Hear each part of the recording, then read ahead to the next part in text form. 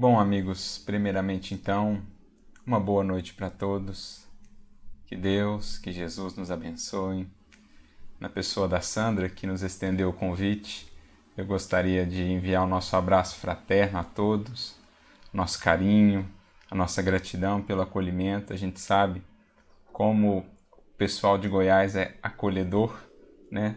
Nós mineiros ali ao lado de Goiás sabemos desse acolhimento, desse espírito de fraternidade. É sempre uma alegria estar aí em Goiânia, em Goiás, presencialmente, mas também virtualmente, aproveitando os recursos que a tecnologia hoje nos proporciona para a gente poder comungar, para a gente sentar em torno do Evangelho, ainda que à distância, mas unidos como que em torno de uma mesa, onde o banquete do Evangelho, o banquete da doutrina espírita, nos é trazido por Kardec, por Jesus, pelos bons espíritos, a fim de que assim possamos nos nutrir, nos fortalecer para o bom combate da vida.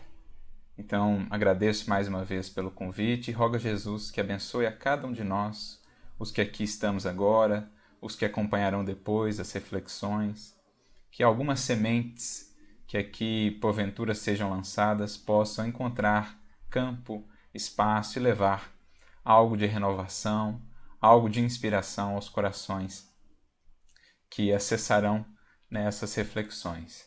Então, que o alto nos abençoe e, como já foi dito, já foi mencionado, vamos caminhar hoje na linha de reflexão aí em torno de um tema que, particularmente, profundo admirador de Paulo, profundo fã, digamos assim, né, de Paulo, é um tema que sempre me chama a atenção, porque quando ele traz esse conceito em uma de suas cartas, e a gente tem buscado falar isso, as suas cartas, em verdade, são um relato da sua própria experiência, não são elucubrações teóricas, não são frutos apenas do raciocínio, apenas da imaginação, apenas da palavra bem trabalhada ou de uma eloquência vazia.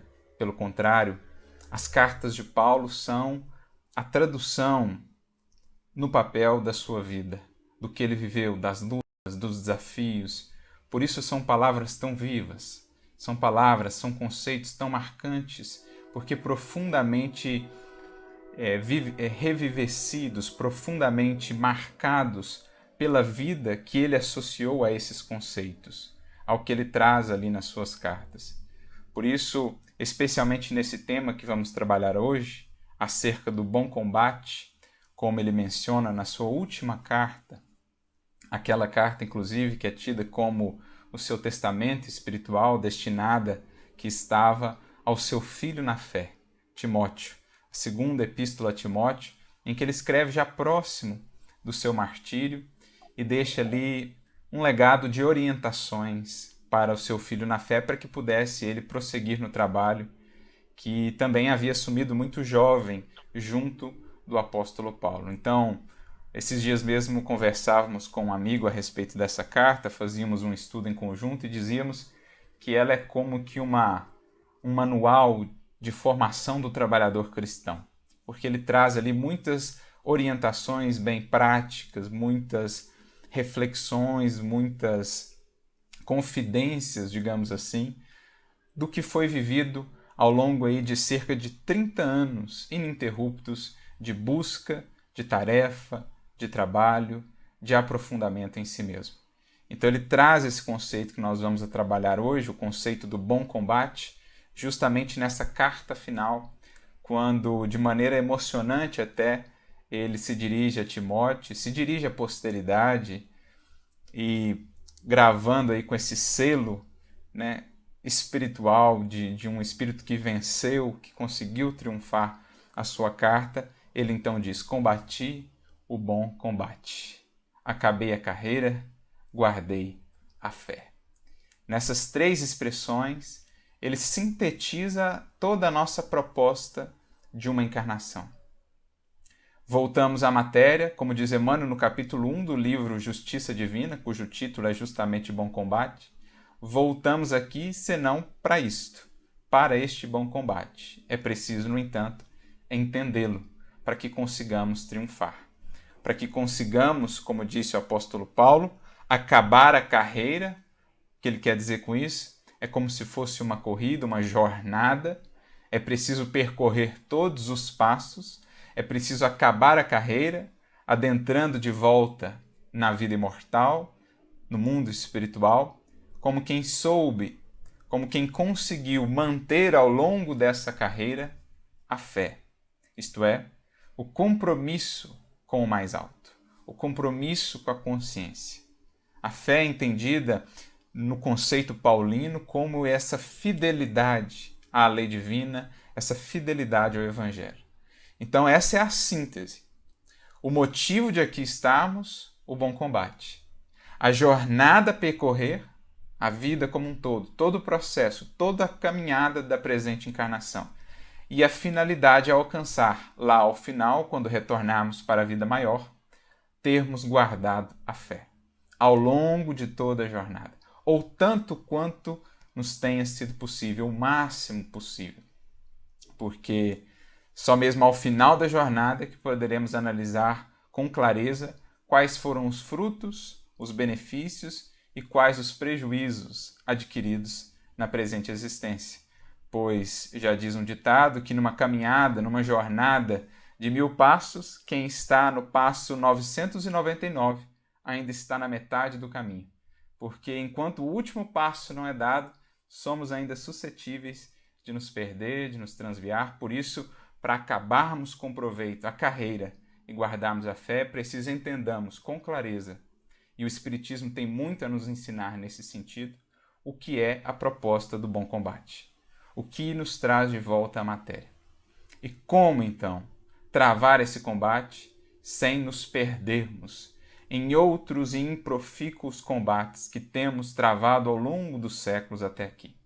Combates que não edificam, combates que não agregam, combates que não transformam. Há luta e luta, 2 tipos de lutas na vida. Aquelas que sublimam, que transformam, que elevam, aquelas que escravizam, que prendem, que geram sofrimento e dor. É preciso aprendamos, então, não somente a combater, mas a bem combater, ou a combater sob a inspiração do bem, porque aí nasce o verdadeiro bom combate. É isso que Jesus quis dizer quando tem uma de suas falas, talvez uma das mais polêmicas, ou uma das mais desafiadoras para a compreensão, quando ele diz que não veio trazer a paz à terra, mas sim a espada. Óbvio, e Kardec trata disso no Evangelho segundo o Espiritismo, no capítulo 23, dessa estranha moral, porque parece paradoxal, mas é óbvio que Jesus não fala aí das espadas do mundo. Jesus não fala aí dos duelos, dos combates que criamos com o nosso egoísmo, com as nossas ilusões. Óbvio que Jesus nos fala desse bom combate paulino, desse combate que Paulo aprendeu a encontrar e aprendeu a travar dentro de si para que pudesse sair da vida realmente vencedor. Então essa espada que Jesus menciona, que ele veio trazer ao mundo, é uma espada simbólica. Não foi Jesus, não é Jesus, nunca será Jesus alguém que incita qualquer tipo de violência sob qualquer pretexto. Jesus, se uma espada nos traz, é justamente essa espada que nos transforma em bons combatentes, sobretudo, essencialmente, no campo íntimo de cada um de nós. Porque, como diz Emmanuel mais uma vez, em toda parte, o campo de batalha, o campo de luta, somos nós mesmos. Independentemente das circunstâncias, que em verdade são estímulos, são gatilhos, são elementos ativadores das lutas mais necessárias a se processarem dentro de nós para as transformações devidas, independentemente das circunstâncias, essencialmente o campo de batalha somos nós mesmos. E enquanto não estivermos atentos para esse bom combate, enquanto não estivermos aqui a labutar portas adentro do coração, em nossa própria alma, em nosso campo interior, estaremos em guerra, em combate com os outros. improficuamente gastando energias, criando sementeiras dolorosas para o porvir. Já disse um sábio cristão que enquanto não estamos em guerra conosco mesmos, estaremos em guerra com os outros. E esse é um quadro ainda da humanidade. Como são poucos os que avançam nessa bendita luta interna, são muitos, numerosos ainda os que, fora de si, criam muitas desavenças, disputas, guerras e combates, mas não os que edificam. Por isso a humanidade ainda guerreia e combate tanto, duela tanto no campo dos pensamentos ou mesmo da violência em todas as suas expressões, porque são poucas ainda as criaturas que abraçaram esse bom combate consigo mesmas, que tomaram essa espada que em Jesus, na verdade, é nos apresentada invertida, ensarilhada na forma da cruz. Pois Emmanuel tem uma mensagem também, muito bela, aliás, em que ele trata dessa espada simbólica, em que ele fala da cruz de Jesus como sendo uma espada invertida, como que devidamente ensarilhada, fincada no solo, como a dizer que o cristão, para sempre, abandonou as armas, as espadas dos combates ilusórios do mundo. Essa espada ele já fincou no solo, porque agora a sua espada é a cruz, aquela que, fincada em si mesmo, nas lutas íntimas, o vai transformando dia a dia nesse bom combate. Então, é tempo de ensarilharmos todas as espadas verbais, todos os tipos de agressão e combate que até aqui temos sustentado muitas vezes, ferindo e criando dificuldades para nós e para os outros. É hora de ensarilharmos essa espada e a transformarmos então na cruz, fincada no solo de nós mesmos, no campo dos nossos sentimentos, para que ali ela se torne uma ponte, um instrumento de ascensão. Por isso, para nortear nossa reflexão, vamos recorrer aqui, mais uma vez, a esse nosso querido professor, alguém que fala de Paulo com tanta propriedade, que demonstra ser de fato um discípulo, um aluno seu. Como sabemos, assim o é. O próprio Neo Lúcio nos informa que desde a sua desencarnação, como Públio Lentulus, Emmanuel, nosso querido Emmanuel, foi acolhido pelo apóstolo Paulo, que o tomou sob a sua tutela, digamos assim, como um de seus discípulos, um de seus aprendizes, e o tem auxiliado desde então, nas várias encarnações até aqui, na jornada redentora com Cristo, na jornada redentora do Evangelho. Ele, Públio Lentulus, que o conheceu ainda em vida, uma vez só, um breve encontro na Via Ápia, quando o seu coração estava dilacerado pela perda de Lívia. Certo dia, estava ele caminhando ali pela Via Ápia, caminhando não, estava em uma carruagem, nobre que era, quando de repente os cavalos disparam e um grupo de cristãos estava ali às margens da Via Ápia. Um deles se destaca do grupo, se coloca ali à frente dos cavalos e consegue acalmá-los, evitando talvez um acidente grave.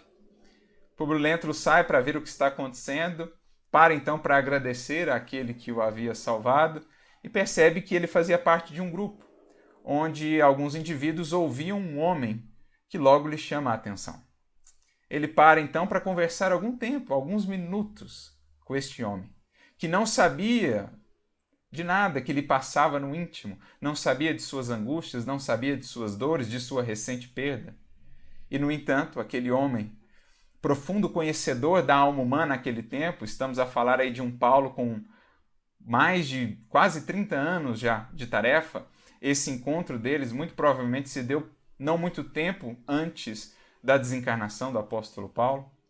Então, um profundo conhecedor da alma humana, Paulo consegue ler aquele coração, ver aquele olhar, ir mais fundo, e diz então Emmanuel que as suas palavras ali alcançaram o imo da sua alma. O consolaram, o marcaram de uma maneira que ele não mais esqueceria. Está aí a gênese dessa amizade.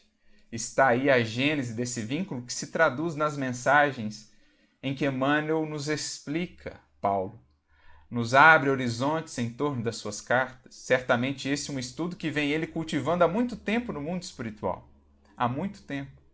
Me recordo, há algum tempo, inclusive Haroldo informava sobre Honório Abreu, nosso querido Honório Abreu, que retornou ao mundo espiritual há alguns anos já, e numa manifestação mediúnica, certa feita, contava que estava muito feliz do mundo espiritual porque havia retomado os seus estudos lá, um grupo de estudos que tinham do lado de lá das cartas de Paulo, que já durava cerca de 150 anos, que ele pôde retomar então ao voltar para o mundo espiritual.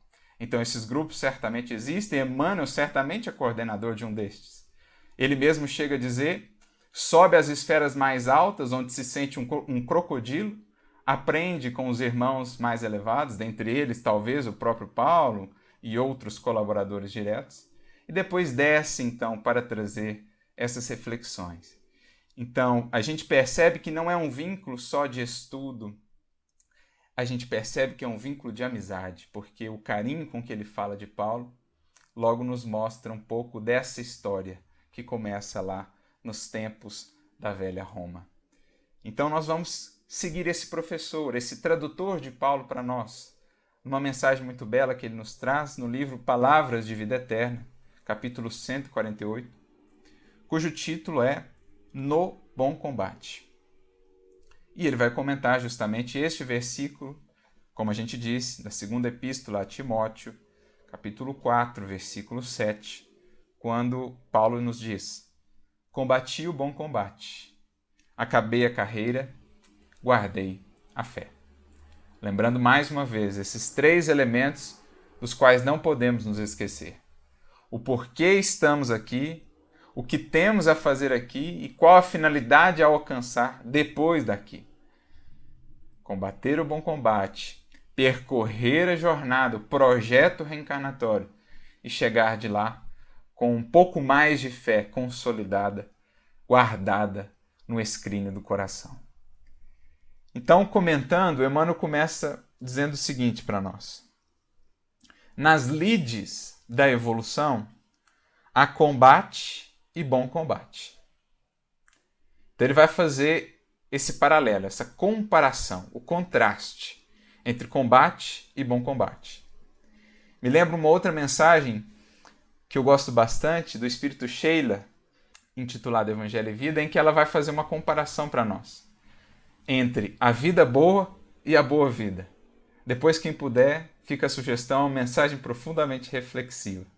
Aqui, Emmanuel vai fazer algo similar, ele vai comparar o combate com o bom combate. Então, esse adjetivo aí tem muito a nos dizer, a diferença entre o combate e o bom combate. E aí ele começa então explicando. No combate, visamos aos inimigos externos. Então, essa é uma diferença fundamental. A criatura que ainda está no plano do combate, ela projeta os maiores adversários da sua felicidade, da sua paz, fora de si. Então, ela é como alguém que vive fora de si mesma. Uma outra expressão de Emmanuel que eu gosto bastante, eu acho ela sensacional no que ela propõe, existem indivíduos que vivem só a casca da vida. É dali para fora, não tem interioridade, não tem aprofundamento. É só a casquinha, é superficialidade para fora.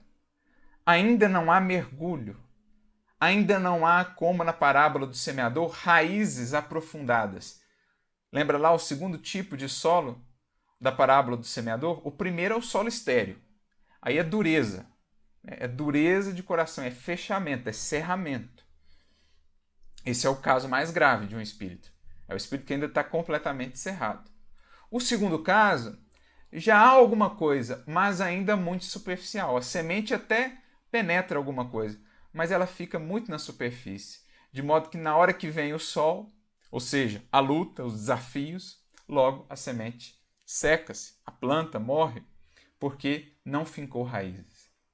Então é isso, a criatura que está ainda com a perspectiva apenas voltada para o plano exterior, então tudo que diz respeito à sua felicidade está no plano exterior, como também tudo que diz respeito à sua infelicidade, ela vive ainda a casca da vida.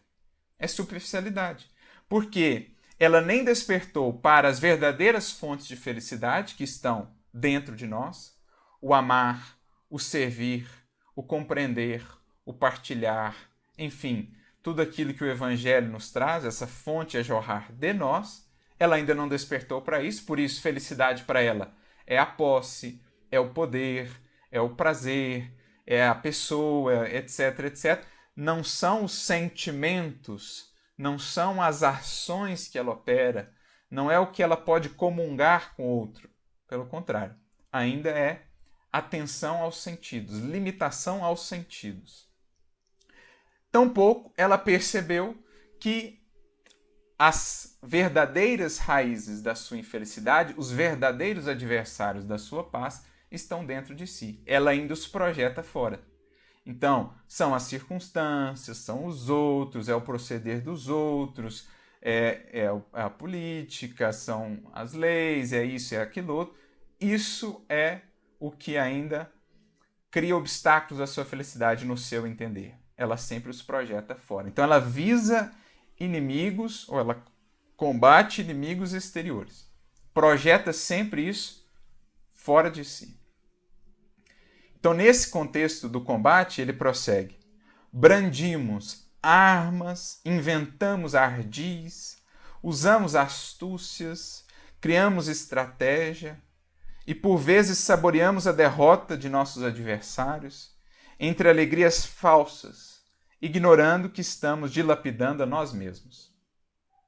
Então, a criatura vivendo na casca da vida, por isso não compreendendo ainda os verdadeiros valores da vida, em busca daquilo que alimenta a sua ilusão, que alimenta o imediatismo, que alimenta os sentidos transitórios apenas, ela muitas vezes vai agir completamente distanciada de valores morais, da sua consciência, dos padrões do Evangelho.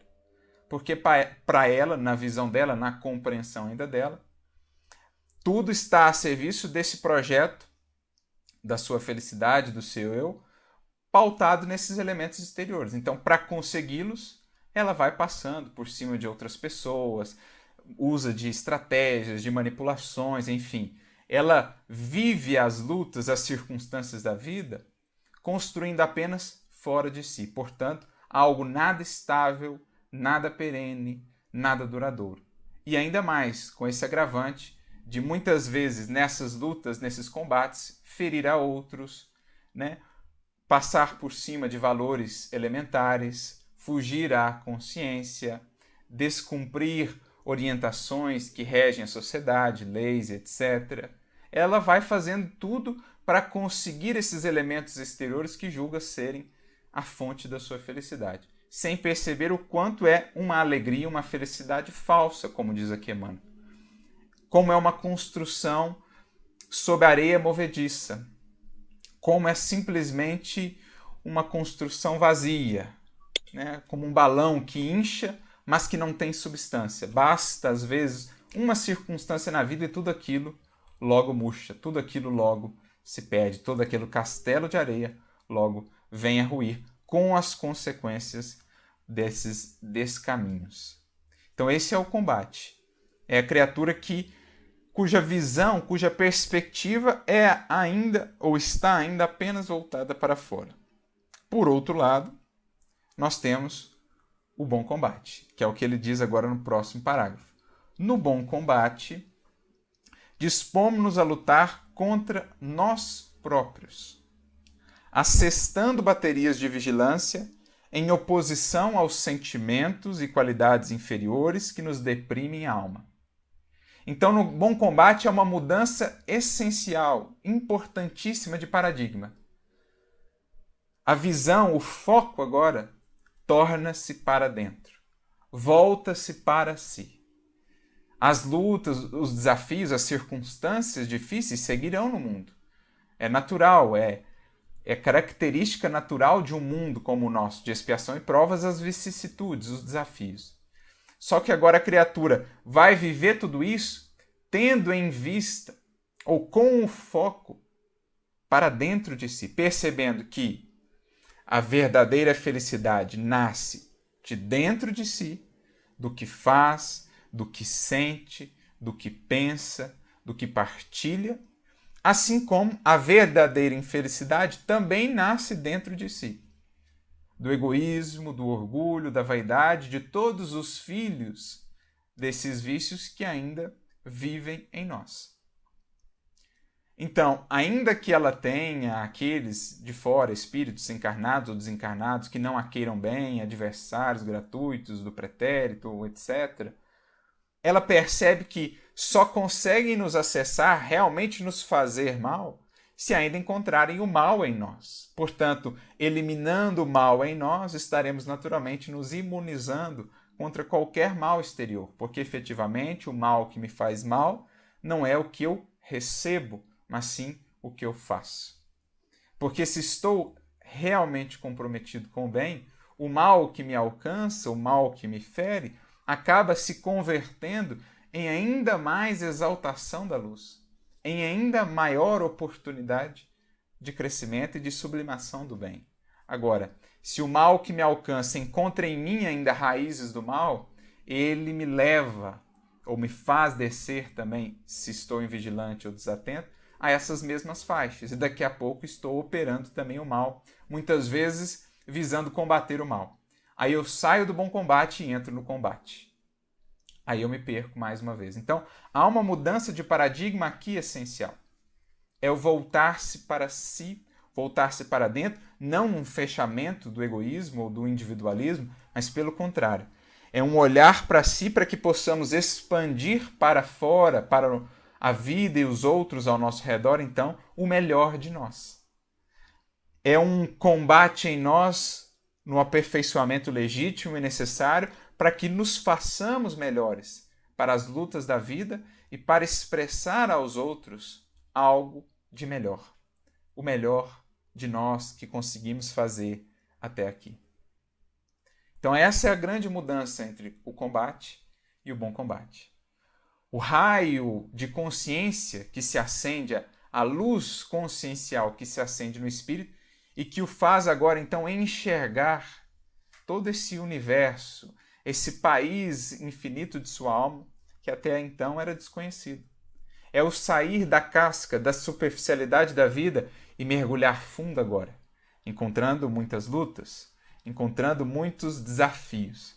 Me recordo de um outro texto de Emmanuel, que está no livro Pão Nosso, no capítulo 136, chamado Conflito, em que mais uma vez ele comenta um texto de Paulo, e Paulo descreve muito bem o que é esse conflito do bom combate nas suas cartas. A gente tem aquele trecho conhecido de Romanos, por exemplo, quando Paulo diz: o bem que eu quero, este eu ainda não faço, o mal que eu não quero, este eu ainda faço.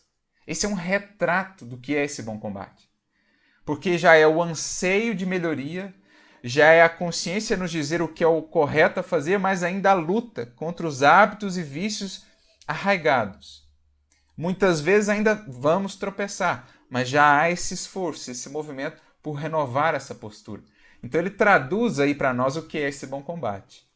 Então Emmanuel, nesse capítulo que mencionamos, 136, ao descrever esse conflito, em determinado momento ele diz assim, que tão logo desperta o indivíduo, o seu mundo interior, o seu mundo íntimo se converte em zona de batalha. Por quê? Aí ele acrescenta: contra a aspiração bruxuleante do bem, levanta-se dentro dele a pesada bagagem de sombras dos séculos transcorridos. O que Emmanuel quer dizer com isso? O bem, por ora em nós, é como a chama de uma velhinha, trêmula, oscilante, né? Bruxuleante, como ele diz. Envolta ainda uma pesada bagagem de sombras do pretérito em que nos comprazíamos com o mal, em que vivíamos no combate, muito distantes do bom combate, muito distantes de qualquer olhar para nós mesmos. Então é isso que se opera. É o anseio de melhoria, é a luz que nos mostra agora o caminho a seguir. É esse desejo já de querer acertar, de querer fazer o bem, mas que vai encontrar ainda imensas resistências nas velhas tendências aqui ainda cristalizadas. Por isso é preciso recorrer à fé, à perseverança, à constância, porque só ela, como diz Jesus e como comenta Kardec, é capaz de remover essas montanhas. Porque existem montanhas pesadíssimas a serem removidas. Esse é o legítimo bom combate, que a gente precisa então aprender a trilhar. Então, é o momento que a gente vai lidar com uma ofensa, que a gente vai ainda querer responder com uma ofensa. É o momento de facear o mal que nos fazem, que a gente ainda vai querer devolver com o mal. É o momento de lidar com um revés, por exemplo, em que a gente ainda vai querer rebelar-se contra Deus, contra a vida. São muitas as tendências ainda que vão querer se manifestar. E a gente vai estar, então, nesse conflito. Mas o conflito aqui, esse bom combate, já é algo positivo. Porque antes nem o conflito existia. Estávamos tão mergulhados nos vícios e nas posturas infelizes que sequer percebíamos. Sequer existia em nós qualquer expressão de remorso, de lamentação, de arrependimento. O fato de existir o conflito, da gente sentir incômodo em fazer isso ou aquilo outro, já mostra que há um raio de consciência já aceso. A consciência já está minimamente esclarecida, é um passo já dado, o reconhecer o que já não está legal e precisa ser mudado. Falta aí a perseverança de manter esse bom combate, de seguir até o fim, para a gente conseguir a transformação. Então essa é a mudança essencial de paradigma, o olhar para dentro, o cair em si, que é o que no fundo a gente vê no apóstolo Paulo, porque, como a gente disse, as cartas de Paulo refletem a sua experiência. E se a gente fizer um paralelo, acompanhando aí a jornada de Paulo, desde a sua conversão, ou mesmo antes dela, até o fim dos seus dias, até a conclusão da sua tarefa, a gente vai ver ele passando por esses processos. Antes de Damasco, vemos um Paulo em combate, um Saulo em combate. Depois de Damasco, vemos um Saulo e depois um Paulo em bom combate. Muda-se os paradigmas. Quando ele cai daquela montaria em Damasco, o ato ali é muito simbólico. Ali ele estava, mais do que caindo do camelo ou dromedário em que ele estava montado, aquilo representa a queda desse castelo de areia que ele havia construído, da sua vaidade, do seu orgulho, das ilusões sobre as quais ele caminhava, julgando-se muito elevado ou muito superior.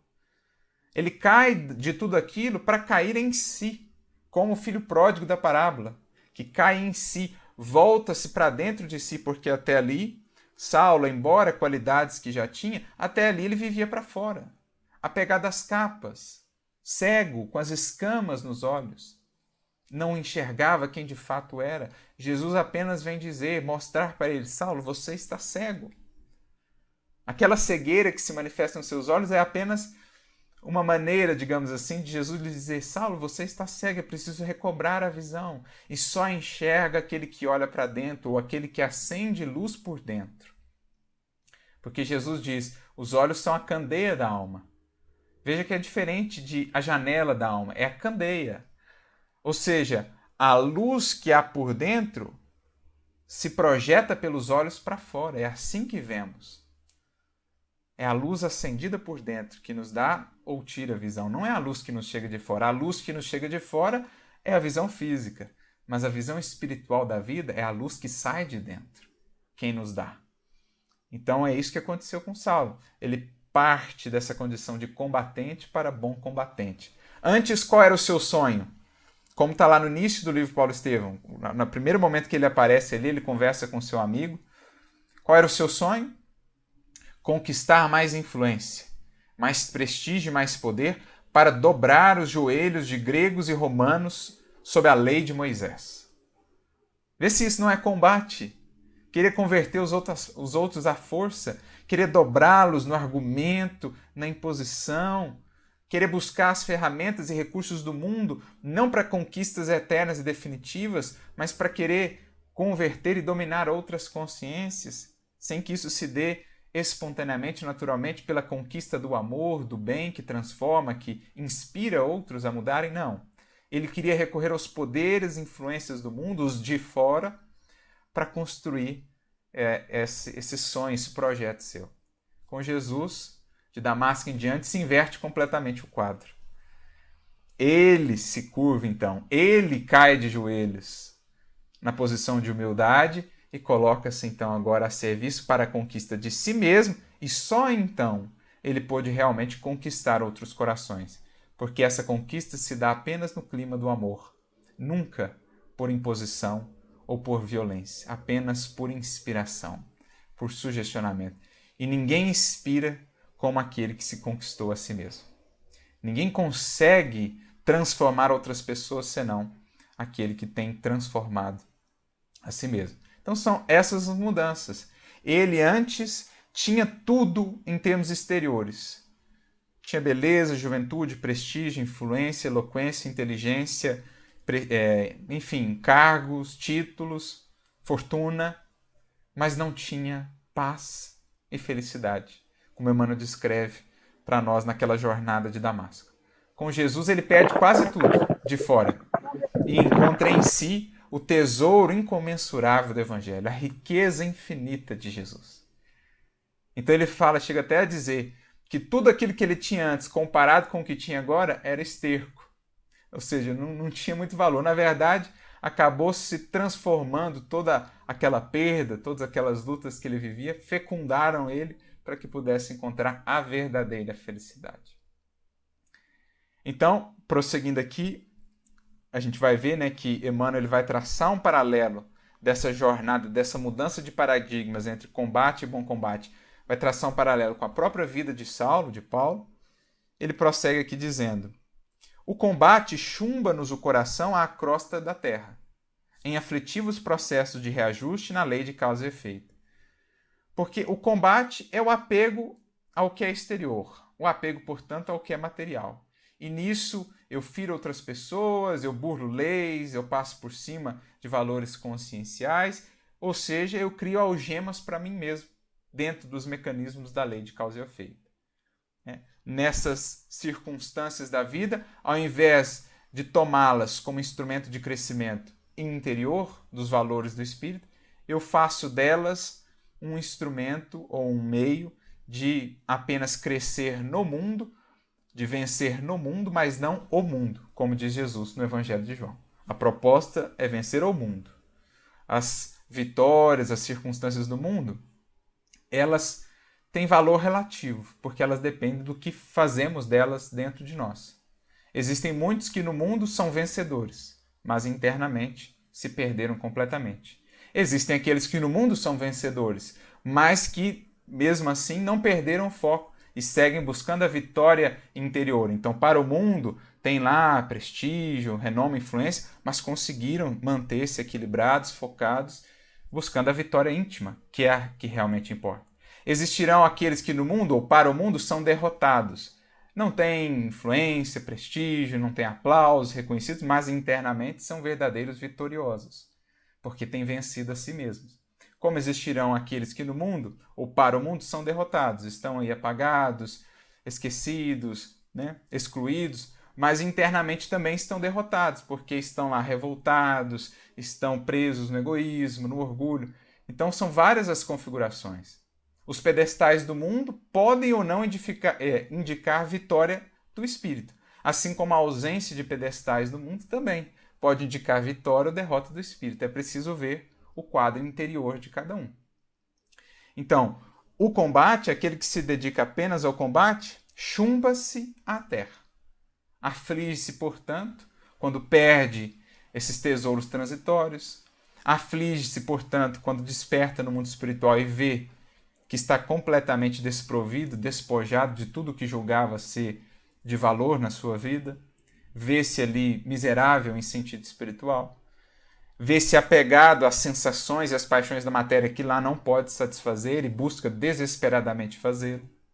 Então ele chumba, ele amarra o seu coração à terra, porque onde está o teu tesouro, estará o teu coração. Por outro lado, o bom combate, diz Emmanuel, liberta-nos o espírito para a ascensão aos planos superiores. O bom combate é aquele em que projetamos os valores do espírito como meta. As lutas do mundo, então, estarão a serviço disso. Eu vou vivê-las, mas com a correta intenção, com a correta finalidade. Porque, tanto no bom combate como no combate, a gente vai viver aqui no mundo sempre lutas, desafios, vicissitudes, dificuldades.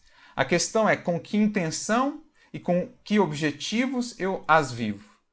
Porque no bom combate eu as vivo buscando construir no mundo apenas, vencer no mundo apenas.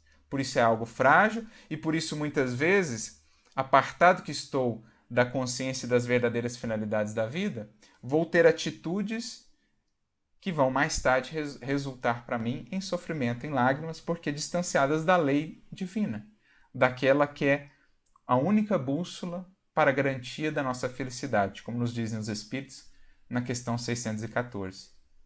Então, a vida profissional, eu faço dela um combate, em que eu quero sempre vencer o outro, passar por cima do outro, subir, conquistar os cargos, as influências, os renomes, a todo custo. Não importa aí que valores morais eu estou ferindo, quantos corações eu estou magoando, enfim, é o combate. Agora, a minha vida profissional pode ser também a vida de luta, mas dentro do clima do bom combate, em que eu tudo faço ali sem me apartar dos valores conscienciais, sem perder de vista que tudo aquilo será inútil se não estiver servindo a minha melhoria, se eu viver aquilo sem compreender que eu preciso envolver o outro no meu projeto também de felicidade, compreendê-lo, estimá-lo, servi-lo, isso estará sendo combate e não um bom combate. Então, essa é a diferença. Um liberta, o outro prende. Um confere asas, outro é chumbo, que nos prende, que nos amarra ainda à materialidade. E aí ele traz um parágrafo, então, fazendo esse paralelo com a vida do apóstolo Paulo. Ele diz assim: Paulo de Tarso, escrevendo a Timóteo nos últimos dias da experiência terrestre, forneceu-nos preciosa definição nesse sentido. Ele que andara em combate até o encontro pessoal com Cristo, passou a viver no bom combate desde a hora da entrevista com o Mestre.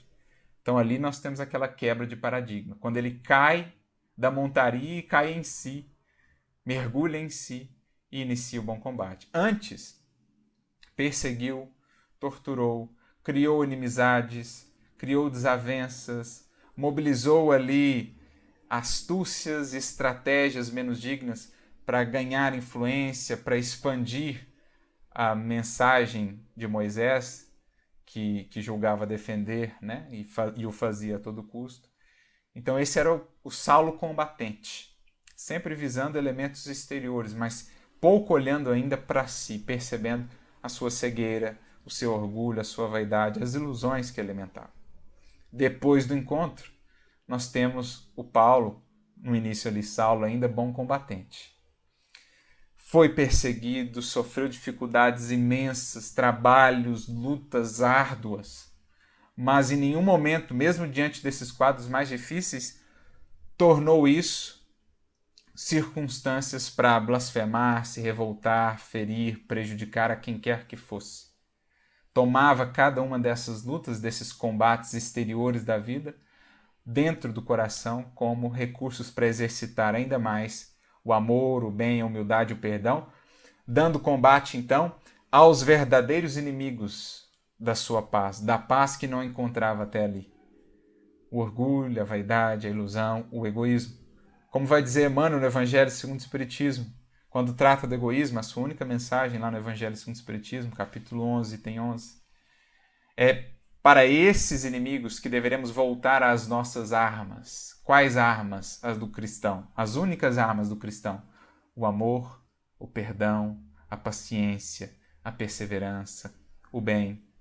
É esse inimigo que deveremos visar, o do nosso egoísmo. E é preciso, diz Emmanuel nesse texto, coragem, porque muito mais coragem é necessária para vencer a si do que para vencer a outros. Muito mais coragem é necessária para o bom combate do que para os combates, as disputas do mundo. Até o caminho de Damasco estivera em função de louros mundanos, ávido de dominações transitórias. Mas desde o instante em que Ananias o recolheu enseguecido e transtornado, entrou em subalternidade dolorosa. Incompreendido, desprezado, apedrejado, perseguido, encarcerado várias vezes, abatido e doente, jamais deixou de servir à causa do bem, que abraçara com Jesus, olvidando males e achaques, constrangimentos e insultos. Então, ele passa a travar dia após dia, a gente vai acompanhando, essa é uma das belezas do livro Paulo Estevão, ele nos permite navegar por esse interior das personagens. Emmanuel nos traz essa visão psicológica. Então, a gente vai acompanhando esse mundo íntimo de Paulo em evolução. Quantas lutas com remorso, com as culpas, as humilhações, daqueles que não o compreendiam, os ataques, enfim, de todo tipo que ele vivenciou. Tudo isso ele transformou em si no bom combate. Poderia transformar, repetir o velho combate. Sair a devolver o mal pelo mal, sair a se revoltar, a reclamar, mas não. Havia entendido onde era a verdadeira zona de batalha. Ao término, porém, da carreira de semeador da verdade, o ex-conselheiro do Sinédrio, aparentemente arrasado e vencido, então ele termina a carreira aparentemente arrasado e vencido, porque não tinha uma posse, o corpo estava todo alquebrado, cheio de cicatrizes, não tinha recursos, não tinha influência com os poderes do mundo de nenhuma espécie naquele tempo.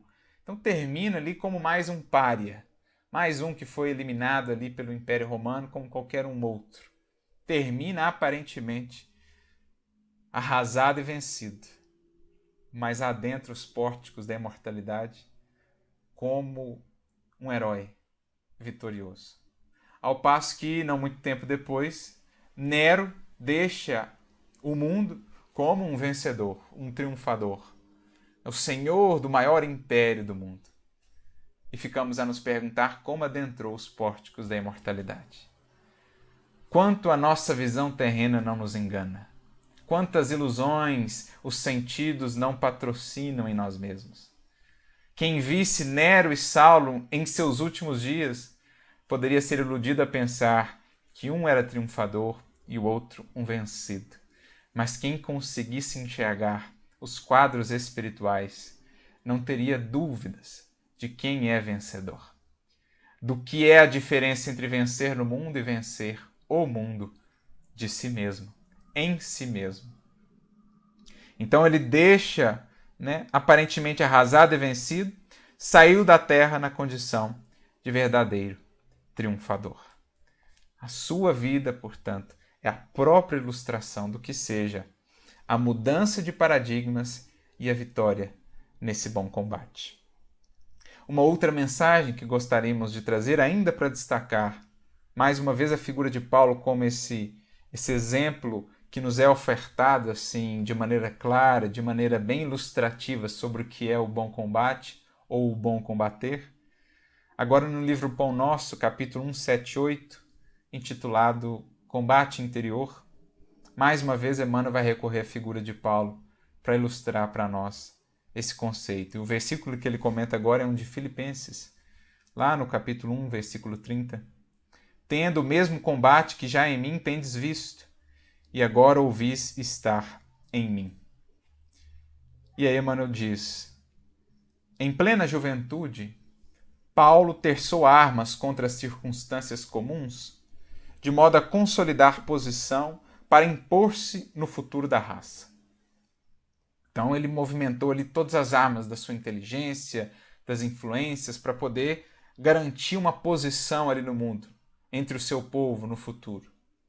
Pelejou por sobrepujar a inteligência de muitos jovens que lhe foram contemporâneos, deixou colegas e companheiros distanciados.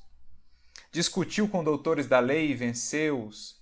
Entregou-se à conquista de situação material invejável e conseguiu-a. Combateu por evidenciar-se no tribunal mais alto de Jerusalém. E sobrepôs-se a velhos orientadores do povo escolhido. Resolveu perseguir aqueles que interpretava por inimigos da ordem estabelecida e multiplicou adversários em toda parte. Então, no combate a gente multiplica adversários e dificuldades, desavenças e antipatias por toda parte. Feriu, atormentou, complicou situações de amigos respeitáveis, sentenciou pessoas inocentes a inquietações inomináveis, guerreou pecadores e santos, justos e injustos. Então, quantas vezes nós também, em aspectos similares ou algo próximos disso, não fazemos da nossa vida essa guerra, na família, no trabalho, até no centro espírita. guerra por um cargo, por uma influência, por ser aquele que tem a última palavra, por ser aquele que consegue dobrar o outro, por ser aquele que recebe mais destaque, por ser aquele que tem o nome reconhecido. Enfim, quantas guerras e combates absolutamente desnecessários não criamos? Quantos tormentos voluntários, como dizem os Espíritos no Evangelho segundo o Espiritismo. Mas aí, prossegue Emmanuel, surgiu, contudo, um momento em que o Senhor lhe convoca o espírito a outro gênero de batalha, o combate consigo mesmo. E tenhamos certeza, amigos, todos receberemos esse convite. Se já não o recebemos, estejamos prontos. E diria que é um convite que se renova, porque sempre a gente consegue ir para planos mais profundos desse combate. Então, quando a gente está meio estagnado ali, quando a gente parou num determinado ponto da jornada, vem o convite de novo. Vem a lembrança de novo, para a gente seguir nesse bom combate. E aí Emmanuel descreve agora a nova condição dele.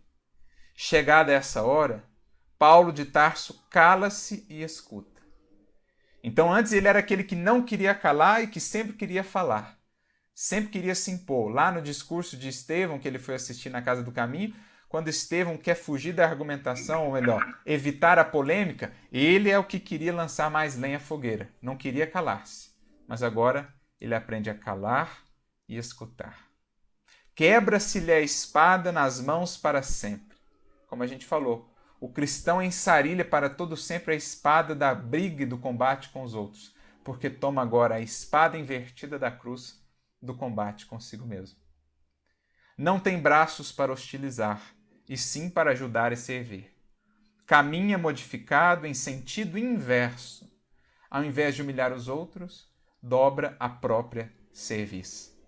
Sofre e aperfeiçoa-se no silêncio com a mesma disposição de trabalho que o caracterizava nos tempos de cegueira.